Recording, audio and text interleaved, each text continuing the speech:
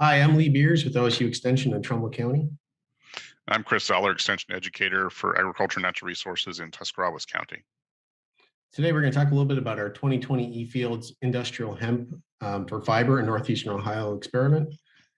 We want to thank you to DON Services for donation of seeds and resources. Without them, they would not, this research would not have been possible. And also our collaborators, Durbin Farms and W.I. Miller and Sons. We thank you for your time and your willingness to work with us on this on-farm plot. So just a little bit of background while we're talking about industrial hemp for fiber. So this is a beginning industry. You've probably heard about the Farm Bill from 2018 and hemp is legal for that. But we have a beginning industry. DON Services is developing a decortification facility. Also, another way to look at that is a fiber processing facility. And with their seed donation, we were able to have some trial plots in 2020, Durbin Farms in Tuscawarwas County, and W.I. Miller and Sons in Trumbull County. So we had two sites in Trumbull and Tuscawarwas. We had two varieties that we were trying out, CRS1 and Felina. They were two different types of plants. We had variable seeding rates from 50 to 120 pounds. In Trumbull County, we had a plot size of 1.8 acres. We planted it on a July 1 plant date. This was a little bit later than we were anticipating, but by the time we got all the licensing in place, it was July 1 in Trumbull County. We had 100 pounds of nitrogen pre-applied, and pre-plant, we had a glyphosate burn down. And those were growing for about 2 months, and a yield of both varieties, CRS1 and Felina, yielded about 2,700 pounds. A couple of the issues that we had in the Trumbull County plot, we had red-headed flea beetle and spotted cucumber beetle. Not too much damage there, but overall, it was a pretty good stand and a pretty good learning curve in Trumbull County. Then in Tuscarawwas County, our plot was 3 acres, and it was planted even later than the plot that Lee had. July the 20th was our planting date, so considerably later than we would have liked to have done. We didn't apply any nitrogen to this field, and I think we saw the effects of that because there was no nitrogen applied. We saw much less yield, and it was in a field following wheat. But the yield for our varieties, both combined, was just over 1,600 pounds. And as Lee mentioned, he had some pest problems in his plot. Fortunately, we didn't have any insect or disease problems that were observed in the Tuscarawwas County plot. The two varieties, again, Felina 32 and the CRS1. The Felina 32 was a much better stand in both plots, and we had a lot of germination issues with that CRS1, and you'll see in a moment, because of those germination issues, we had quite a bit of weed pressure. Just a few pictures from our Tuscarawwas County plot. The upper left-hand corner is the day that we planted. Right below that is early on, not too long after planting. That's the germination. I was surprised at how quickly the seeds germinated and emerged. The large picture in the center is a really good visual of the two varieties. You can see on the left, just not as strong or as abundant as the one on the right.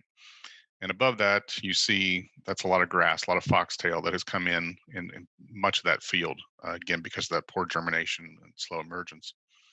And then on the right-hand side, upper right-hand corner, is a picture right after it was mowed. And then down below that is the final product baled in large square bales. And in Trumbull County, you can also see some of the differences here in the crop. This is emergence over here in the upper left-hand corner in that very green strip. That was Felina 32. And on the right is the CRS1. And in the bottom left-hand corner, you can see the picture where it's dark green and light green. That is going to be the CRS1 variety. That is a dioecious. So there are male plants and female plants.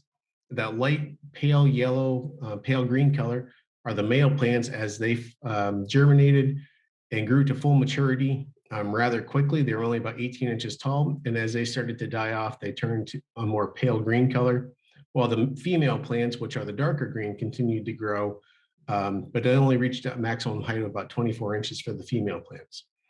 And in that back against that row of corn, that is the Felina 32. And in the bottom right-hand corner, you can see my daughter standing next to the Felina 32. That was a much more vigorous stand. Again, came in very, very thick. Some of those plants were 7, 8 feet tall. And just above that in the upper right-hand corner, you can see the mowing with the CRS1 because of the poor germination, the very thin stands, and just the overall short stature of the plant. A lot of weeds were able to get established. In Trumbull County, we had a big issue with barnyard grass and velvet leaf, and you can see that there. We did not have any weed issues in Florida 32. It had a very good canopy. We were able to keep most of the weed pressure out, so that Florida 32 is a superior variety. A couple of issues that we came up with harvesting, with the mower conditioner, with the tine conditioner, you can see that fiber from those plants, they would wrap right around those tines and hold them tight. We had to go in when we're done and cut those off with a pocket knife. So a mower conditioner with rolls would probably be a better solution, or better yet, a disc mower or a sickle bar mower with no conditioner at all. One of the issues that we realized soon after harvest, there's a lot of seed shatter. You can see there in the bottom center part of the slide. All of those are seeds of relative size to my pocket knife, which is about 3.5 inches. About a week after harvest, all of those start to germinate. So there will be quite a few residual weeds or hemp plants coming in next year and immediately following that. One of the challenges for our fields were trying to time the retting.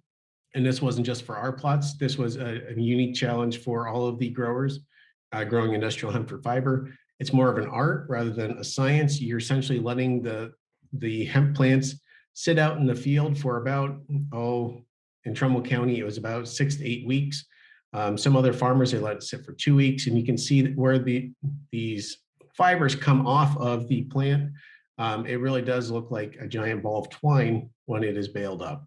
And again, over here, you're looking for that plant to go from a green color to what they call a dark beige or a burnt umber ochre color. And that's when you know it's time to bale it up.